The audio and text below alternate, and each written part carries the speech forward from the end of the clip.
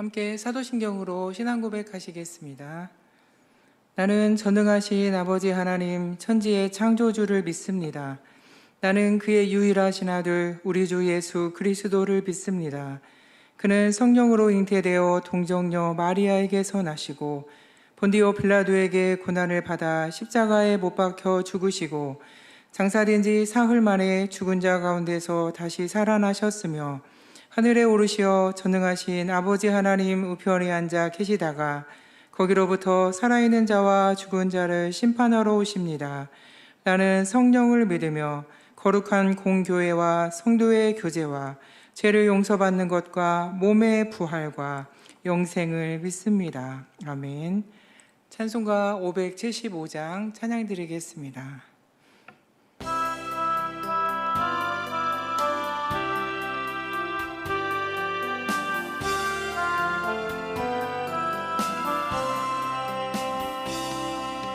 주님께 귀한 것 드려 젊을 때 힘다하라 진리의 싸움을 할 때 열심을 다하여라 모범을 보이신 예수 굽히지 않으셨네 너희는 충성을 다해 주님을 섬기어라 님께 귀한 것 드려 젊을 때 힘다하라 구원의 갑주를 입고 끝까지 싸우라 주님께 귀한 것 드려 베품과 내 마음도 주위의 모든 것 바쳐 힘다해 섬기어라 독생자 보내신 성부 은혜를 베푸시니 너희는 정성을 다해 주님을 섬기어라 주님께 귀한 것 드려 젊을 때 힘다하라 구원의 갑주를 입고 끝까지 싸우라 주의 귀한 것 모두 주님께 바치어도 고귀한 생명을 주신 주 은혜 못 갚겠네 하늘의 영광을 버려 우리를 구했으니 너희는 마음을 다해 주님을 섬기어라 주님께 귀한 것 드려 젊을 때 힘다하라 구원의 갑주를 입고 끝까지 싸우라 아멘. 오늘 우리에게 주시는 말씀은 로마서 12장 1절 2절 말씀입니다. 로마서 12장 1절 2절 말씀을 제가 봉독하겠습니다. 그러므로 형제들아 내가 하나님의 모든 자비하심으로 너희를 권하노니 너희 몸을 하나님이 기뻐하시는 거룩한 산 제물로 드리라. 이는 너희가 드릴 영적 예배니라.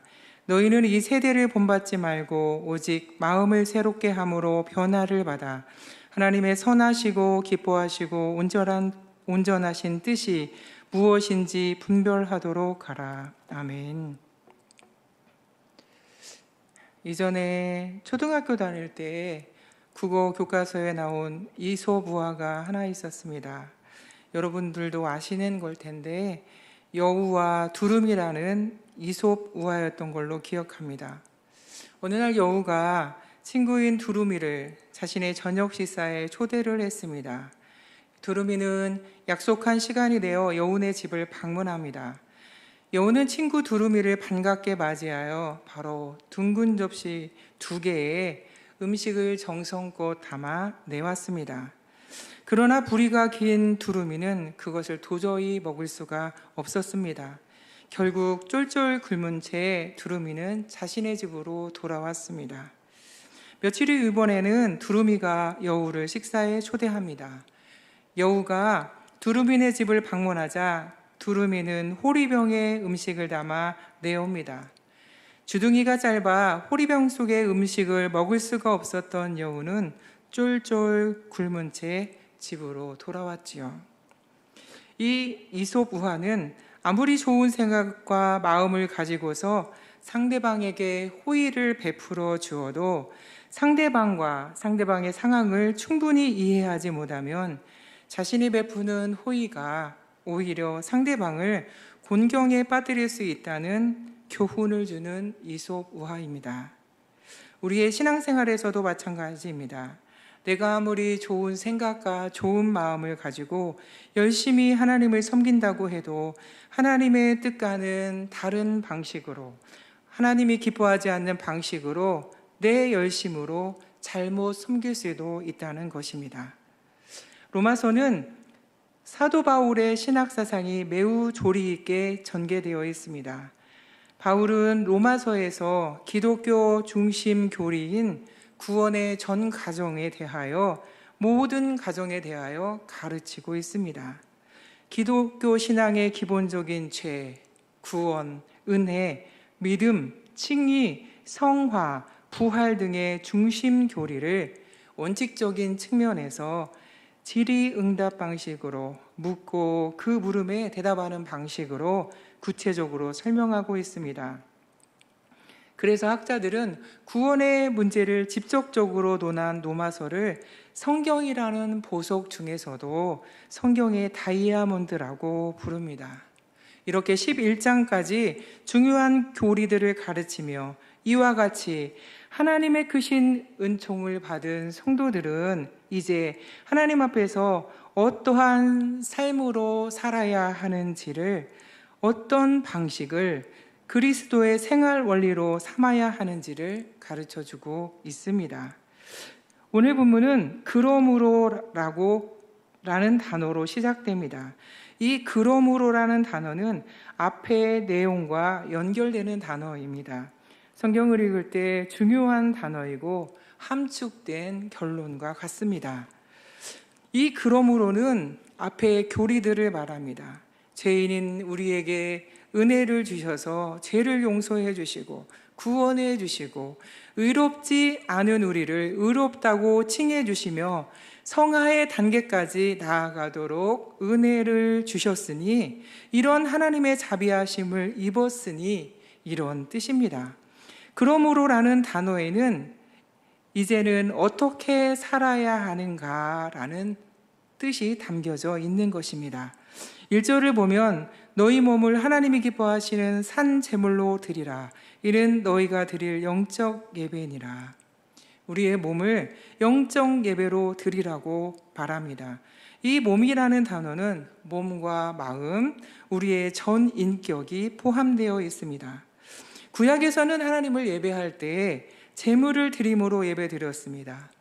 짐승 제사를 드렸지요. 흠없는 짐승을 자기 형편에 맞게 선정해서 그것을 죽여 제물로 드리며 예배했습니다.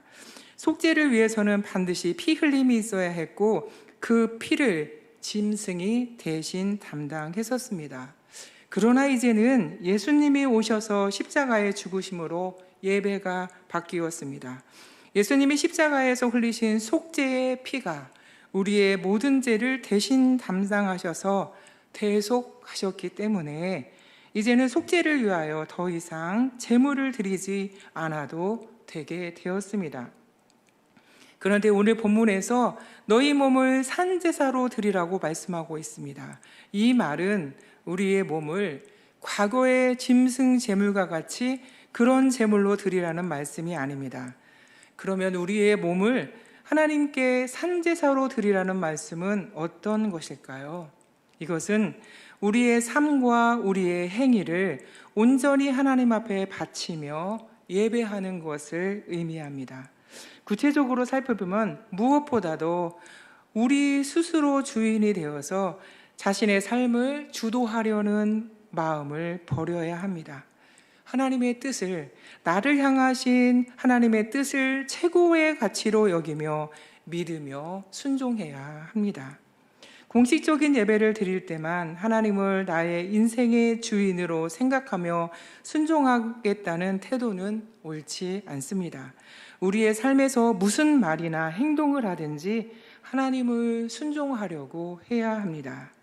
나의 힘과 지혜로 나의 삶의 모든 일들을 처리하는 것에 익숙하다면, 나에게 이런 습관이 있다면 예배하는 삶을 살기 어렵습니다. 또 어떻게 해야 될지 모를 때에는 하나님께 여쭤봐야 합니다. 하나님, 제가 어떻게 하기를 원하십니까? 이렇게 기도하며 자신을 돌보아야 합니다. 이렇게 우리의 마음이 새롭게 변화되어야 합니다.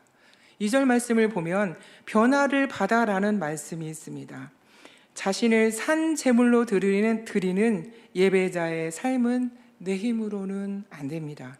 받아야 할 수 있습니다. 그래서 자신을 항상 예배하는 자리, 기도하는 자리에 있도록 관리하고 사모해야 합니다. 우리는 혼자서 할 수 없는 일이 더 많기 때문입니다. 그리고 우리는 이 세대를 본받지 말아야 합니다. 오늘 본문의 기록 당시의 세대는 이교도들이 자신의 자녀를 불로 지나게 해서 우상세물로 바쳤습니다. 그렇게 하는 이유는 자신이 풍요와 다산의 복을 받기 위해서입니다. 자신이 복을 받기를 원하는데 자신을 제물로 드리지는 않고 자녀를 드려서 복을 얻겠다. 이 얼마나 이기적이고 악하고 비상식적인 행동입니까? 부모는 자식을 지키고 보호하며 가장 좋은 것을 공급해 주려고 해야 되는데 말이지요. 이렇게 타락한 세상 풍조를 본받지 말라고 말씀합니다. 우리가 사는 세대에도 유행이라는 이름으로 새로운 풍조들이 생겨납니다.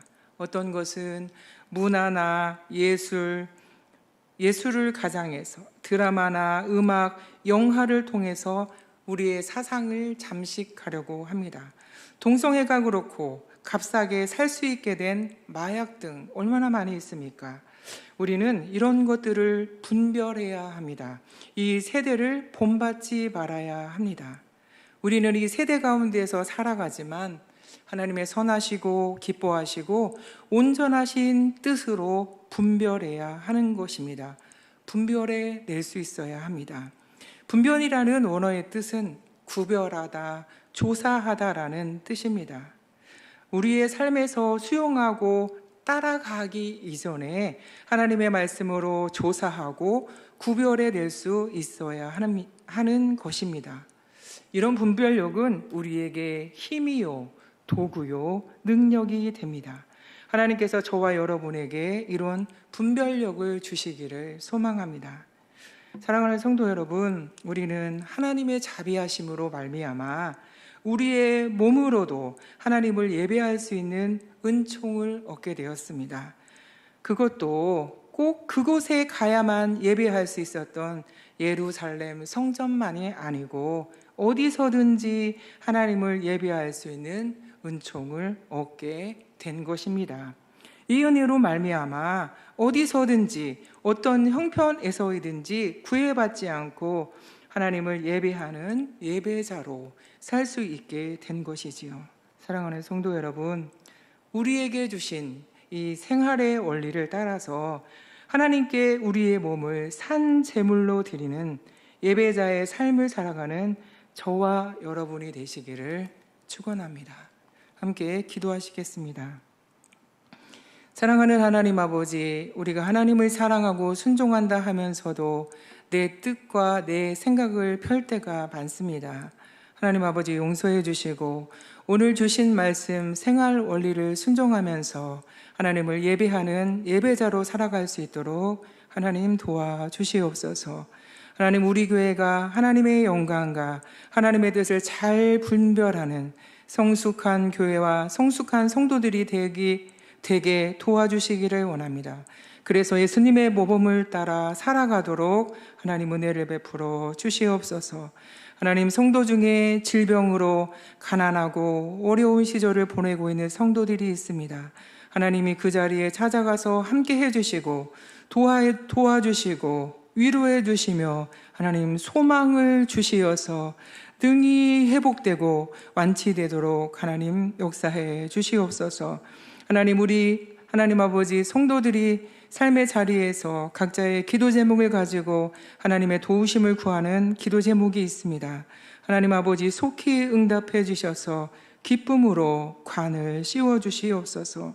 하나님 아버지 미야마 양곤 한인중앙교회를 기억해 주시고 선교사님들에게 영육간의 강건함을 주시며 맡겨주신 사역을 능히 감당하여 구원의 복음을 널리 전파하도록 은혜를 베풀어 주시옵소서. 하나님, 새벽에 주님 전에 구별하여 나와서 기도하는 성도들이 있습니다. 하나님, 오늘도 기도할 때 성령님께서 기도 가운데 역사해 주시고 새 힘을 주시며 하나님과 교제하는 충만한 은혜를 누릴 수 있도록 역사하여 주시옵소서. 감사드리옵고 예수님의 이름으로 간절히 기도드리옵나이다. 아멘.